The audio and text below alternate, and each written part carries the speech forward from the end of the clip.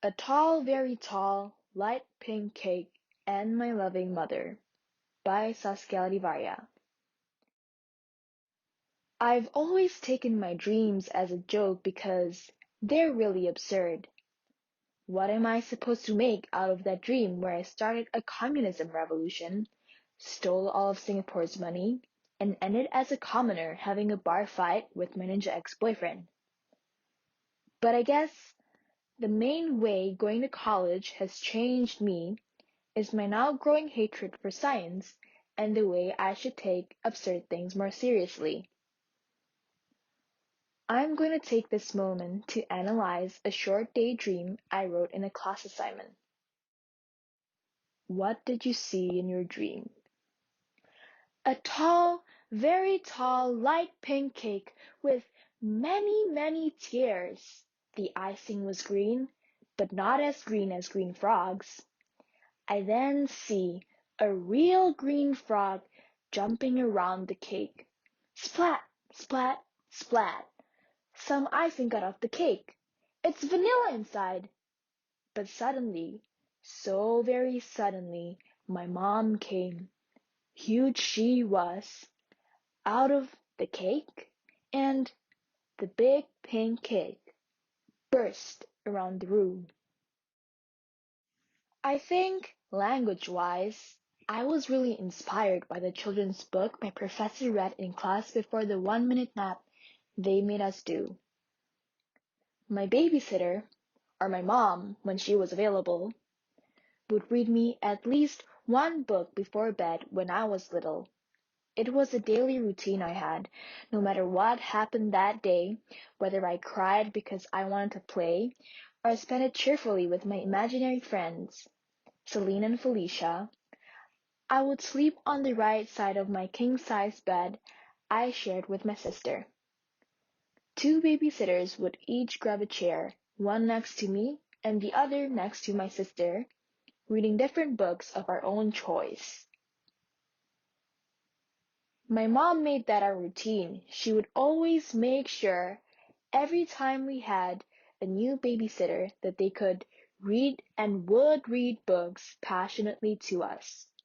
I guess that's why I really like storytelling in theater, photography, and art, and also why I once did literal storytelling competitively.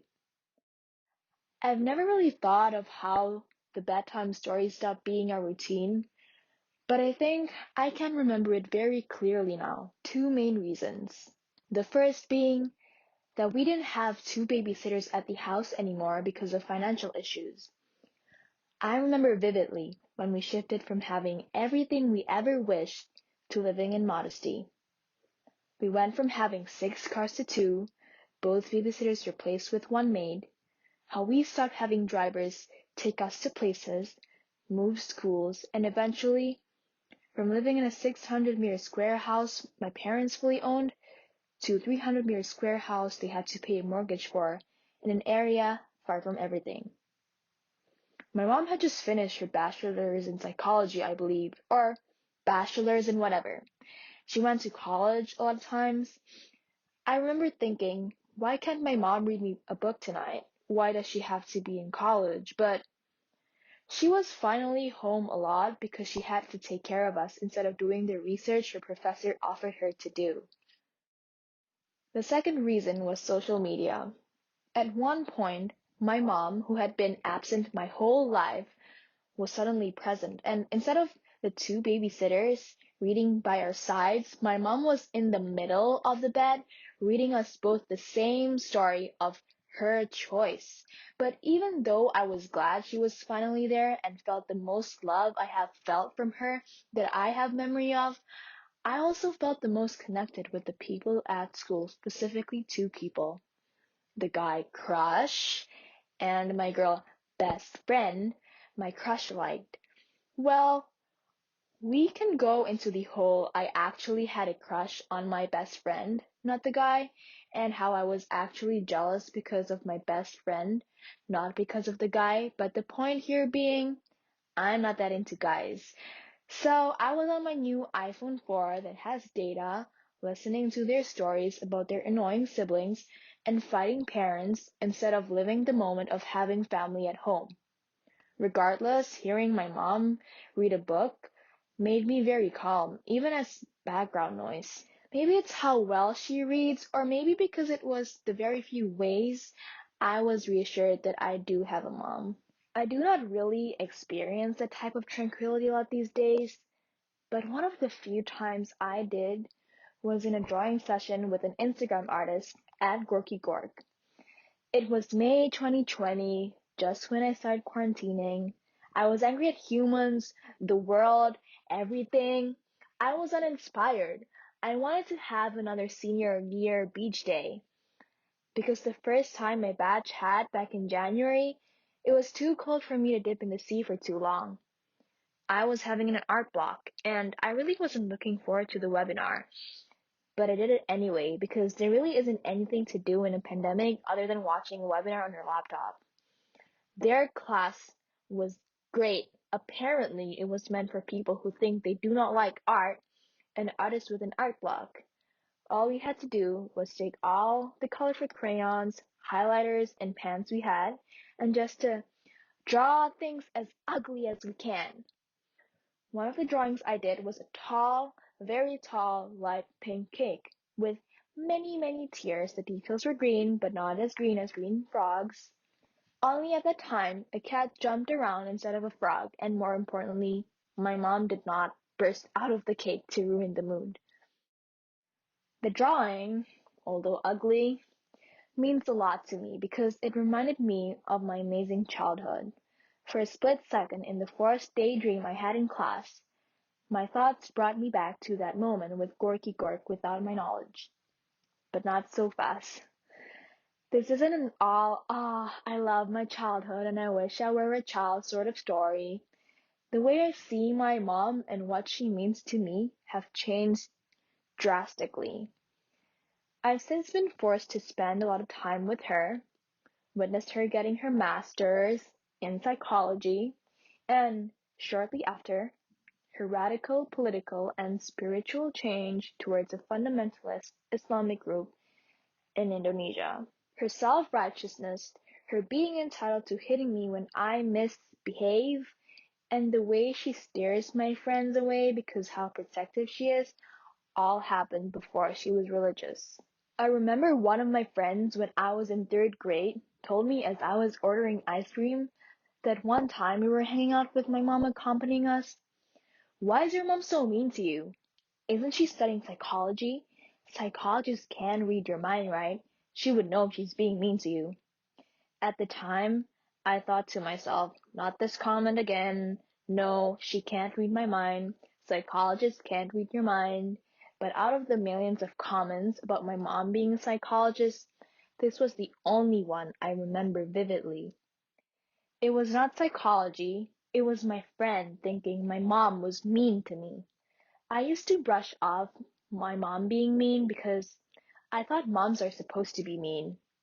That was something I never questioned before religion became a significant part of her life. With religion in the equation, she would do the same thing she would, but with an additional ending of her saying how God supports her, how unreligious of a person I am for disrespecting her, and how I would go to hell if I kept being me. At the time, I identified as a Muslim. I did the prayers, not always, but most of the time, and although I questioned religion and God, it wasn't something I had the urgency to figure out. Besides, 87% of Indonesians are Muslim. I don't know where this number came from, but I hear it a lot. And 98% of Indonesians believe that in order to be moral, we have to believe in God. Pew Research Center. So not being religious is out of the picture for me. But I did, to some degree, have the confidence that I was a good Muslim.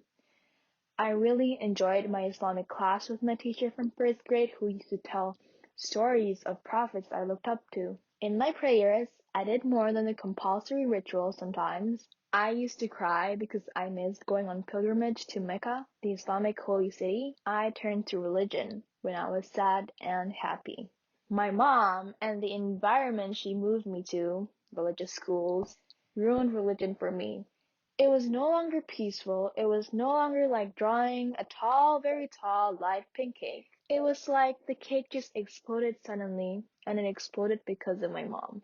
When I have the mukana, the Islamic feminine prayer outfit, on me, I cannot look at myself in the mirror. When I do, I see my old self, and I am disappointed in her. She lived a perfect life where all she wanted was to be with mommy and to look like mommy. She used to borrow mommy's hijab sometimes and wore it with pride. She was the perfect daughter, and she's not me. Although online, I am grateful to be in college where a lot of people are supportive of differences and that I feel less alone. I am confident to say I may not be that into guys enough to end my relationship with my ex-boyfriend who I loved and still do. But as I feel the most liberated, the contrast between the life I found outside of my mom's and my life that has my mom in it just seems so obvious. I have a rainbow kite, emphasis on the rainbow, in my room that I bought in a park with my mom when I had a picnic together. But for all she knows, it is a kite, not a rainbow kite. Although I hate her so much, I wish I could tell her that it is a rainbow kite. I know it's impossible though. There aren't just cultural reasons, but also legal reasons that come into play because where I am located right now, which I would not mention for legal reasons. But if you're curious, think of a country that not only forbids but criminalizes LGBTQ plus relationships. I would be sabotaging my own future by telling the person who made me think I'm such a sinner for disrespecting her about what she would hate the most out of me. My mom told me multiple times about how I should be careful of LGBTQ plus folks, atheists, and any other people with Western ideals. But here I am, being the person she put so much effort protecting me from. Overall, my life, at least in the past few weeks, has been like drawing a tall, very tall, light pink cake. But somehow, my mom being here and the memories of her that I will have to live with forever act like a ticking time bomb inside of the perfect cake just waiting to ruin everything. But maybe some cakes are better off to be put on someone's face, like how it is in circuses. I find it really funny how I cry every day and manage to act like nothing happened 5 minutes after. Sometimes the idea of it makes me stop crying. It's like all is fine, but the cake is crumbling apart, slowly but surely.